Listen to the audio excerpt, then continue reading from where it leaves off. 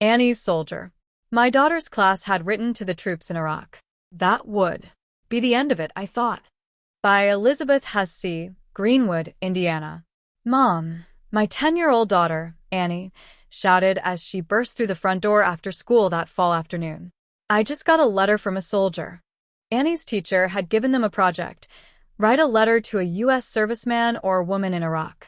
Annie had worked hard on a big picture of a red, white, and blue cat.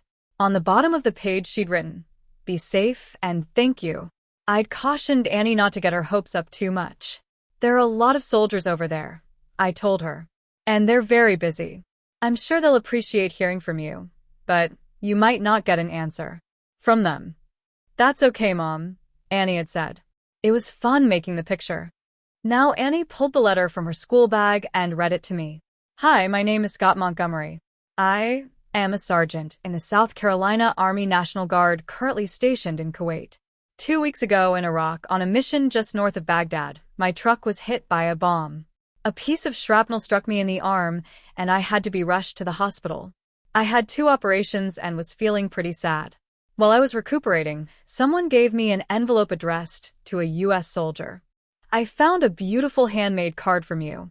It brought a big smile to my face to know that a young girl in Indiana took the time to wish good luck to someone she doesn't even know. Thank you, Annie. You really brightened this soldier's day. I hope you get a chance to write back. Take care, Scott. That is so cool, Annie said. She raced upstairs to show the letter to her sisters, while the words she'd just read echoed in my head. Kuwait, Baghdad, trucks, bombs, shrapnel. The kinds of words I read every day in the paper, along with another one, casualties. I instantly liked the young man who had been thoughtful enough to write back to Annie, to make her feel so special. But to be honest, I was worried. My daughter was a sweet little 4th grader. Her world was small, and I hoped, protected. Scott was a man in the middle of a war where people were getting maimed and killed. A conflict that adults argued about every day on TV, the radio, even in our own church parking lot. The ugly realities of war were nearly everywhere. Did I really need to expose my 10-year-old to them? Wouldn't the world find her soon enough? She's going to grow up fast enough as it is, I said to my husband Jim that night. War is the most horrible thing in the world. Does she have to learn about it now when she doesn't even know that Santa's not real? Look, said Jim. We're the ones who taught the girls that we need to support the troops over there. Annie's just putting that idea into action. She can learn from this. It is scary, true. But you're never too young to do the right thing. The next day after school, Annie showed me a letter she'd written to Scott. It was short, but I could see the work she'd put into it in every carefully lettered word. Dear Scott, I'm in 4th grade. I'm in gymnastics 12 hours a week. I like SpongeBob and using my dad's computer to play Office. Annie. That's nice, I told her, and she sent the letter off. Starting almost immediately, the first thing Annie did when she got home from school or gymnastics class was to check the mailbox. 3 weeks passed. I figured Scott wasn't going to write back. Don't feel bad, I told Annie one afternoon following another fruitless check of the mailbox. Scott's a soldier. He's got all kinds of things to think about over there. Writing you a letter right now might not be so easy for him. I know, Mom, Annie said, her voice upbeat as usual. But I can still think he's going to write back. I can hope. A month flew by, and I hoped Annie had moved on.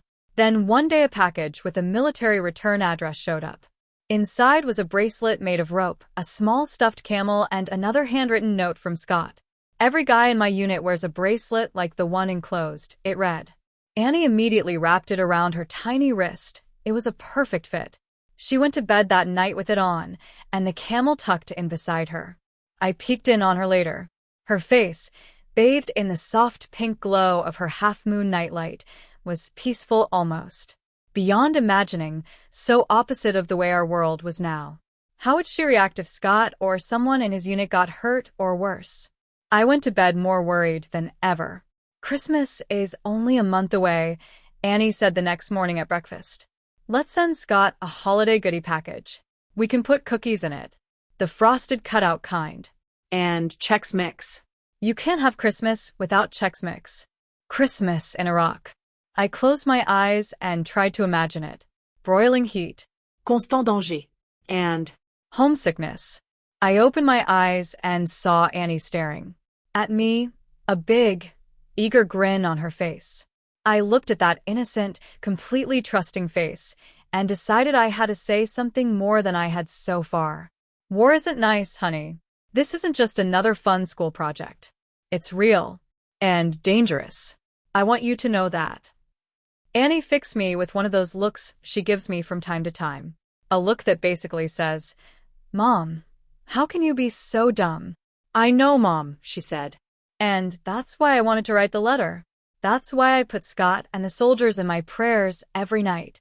Now I was the one being naive. I should have known Annie had thought this through and that there was no hiding the world from her. And certainly there was no holding back her prayers. And how could she pray if she didn't know what she was praying for? Christmas in Kuwait. I said to Annie, we should put some practical things in the package too. Things he can use every day, like gum and lip balm. He can't drive down to Target like we can. Annie nodded vigorously, as if this fact had already occurred to her.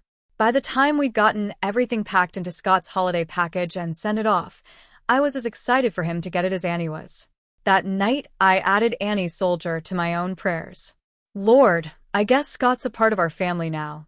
Please keep him safe. The holidays came and went. No word from Scott.